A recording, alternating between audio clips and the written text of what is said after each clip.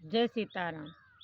कितनी अद्भुत लीला है कि भगवान के भक्त कितने सरल होते हैं। ना ईर्ष्या से मतलब है, ना प्रेम से मतलब है कि प्रेम मिले या ना मिले। उन्हें तो केवल विठ्ठल से मतलब है, केवल पांडुरंग भगवान से मतलब है। एक ऐसे माधवदास जी साधु हुए, महात्मा हुए। तो माधवदास जी जब उनके यहाँ पर ज़्यादा उनकी प्रशंसा होने लगी तो लोगों का जमाव इकट्ठा होने लगा। लोग उनसे मिलने आने लगे, माधवदास जी की जय हो, माधवदास जी की जय हो। जब लोग उनसे मिलने आने लगे तो माधवदास जी ने सोचा कि अब यहाँ पर शायद मेरा रहना ठीक नहीं है, या फिर हमें अब कुछ ऐसा कार्य करना चाहिए ताकि लोग हमसे घृणा करने लगे। तो माधवदास जी ने जानते हो क्या किया? माधवदास जी अपने आप को पागल करार दे दिया, पागल सिद्ध कर दिया कि मैं पागल हूँ। जगह जगह कुछ कहने लगते, बात बात पे लड़ने लगते, बात बात पे ईंट गुम्मा उठा के मारने लगते। लोग समझ गए माधवदास जी पगला गए हैं। लोग माधवदास जी के पास आना बंद कर दिए। जब आना बंद कर दिए तो माधवदास जी वहीं पर पांडुरंग भगवान का ध्यान करते, साथ ही साथ में बद्रीनारायण भगवान की सेवा करते। एक दिन बद्रीनारायण भगवान स्वयं आकर के उनसे मिले और कहा कि माधवदास जी, ये क्यों किया आपने, ये कैसे किया?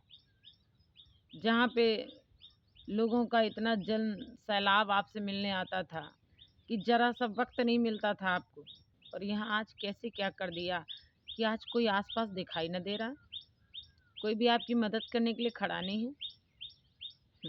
माधवदास जी मुस्कुरा करके बोले, तुम क्या जानो, क्योंकि भगवान अपने रूप में नहीं गए थे ना, इसलिए। माधवदास जी बोले, तुम क्या जानो, प्रेम की पराकाष्ठा का होती है।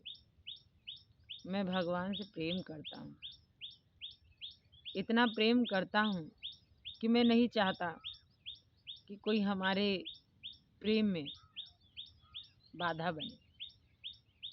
मैं नहीं चाहता कि जब हम आपका भजन कर रहे हों, अब आपका कह दिया, सामने तो भगवान ही थे।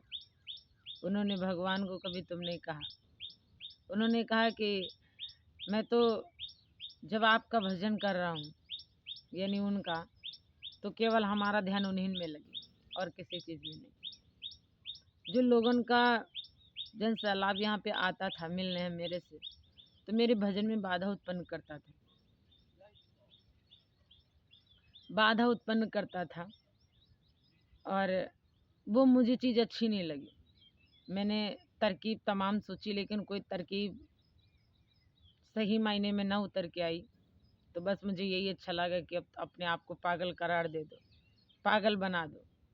और अगर ऐसा हो जाता है तो संसार अपने आप ही आपको ऑटोमेटिक छोड़ देगा, क्योंकि पागल के साथ रहना कोई पसंद नहीं करता। बोले, हे प्रभु, हे ईश्वर, हे जगदीश्वर, मैंने तो केवल आपके लिए ऐसा किया है। आप संसार के लिए, किसी के लिए नाई बन गए, किसी के लिए पंडित बन गए, किसी के लिए स्त्री का रूप धारण करके घर में जाके सास और ननद की गाली खाई। हे जगदीश्वर, हे नाथ, आप तो नौकर भी बन गए, आप मंत्री बन करके बिटिया के ससुराल भी पहुंच गए। जब आप इतना सब कुछ कर सकते, इतने रोल अदा कर सकते, इतना बन सकते, तो क्या मैं नहीं बन सकता? मैंने तो केवल पागल ही बनने का ढोंग रचाया।